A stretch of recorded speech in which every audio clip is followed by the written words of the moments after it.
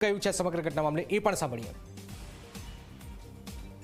જવાહરભાઈ જ્યારે લીધા ત્યાં જવાહરભાઈ તાકાતવાળા છે, બીજાને લેવા ત્યાં તાકાતવાળા છે, અને જેવી કામ પતી ગયું, કોંગ્રેસને નુકસાન કરવાનું, માણાવદરના વિસ્તારને નુકસાન કરવાનું, જુનાગઢના વિસ્તારને નુકસાન કરવાનું, એના પછી દરેક વ્યક્તિને કોરાણે મૂકી દેવાની ભાજપાની આ પુરાની નીતિ છે। પોતાના પક્ષના બી વરિષ્ઠ લોકોને માર્ગદર્શક મંડળમાં એક બાજુ હર્ષલી દેવા, બીજાને લીધા હોય લોભ લાલચ આપીને મહત્વાકાંક્ષા સંતોષવા માટે, અને એમનો મહત્વ પતી જાય એટલે એમને પણ કોરાણે અભેરાએ મૂકી દેવા।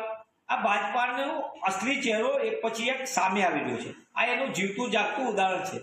સવાલ એ સૌથી મોટો છે, એવી તો કઈ ઘટનાઓ બની કે જેના કારણે તમારે કેવું પડે છે?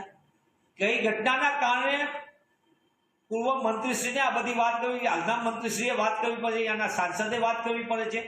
એટલે કે ભાજપાની અંદર સત્તાની સાઠમારીના કારણે જે ખેલ ખેલાઈ રહ્યા છે, એ ખેલનો ભોગ તો જનતા બની રહી છે। જનતાએ તમને સાંસદ તરીકે આ બનાવી દીધા, સત્તા આપી દીધી, વિધાનસભાની અંદર 156 બેઠકો આપી દીધી, પછી પણ માણાવદરનો વિસ્તાર હોય।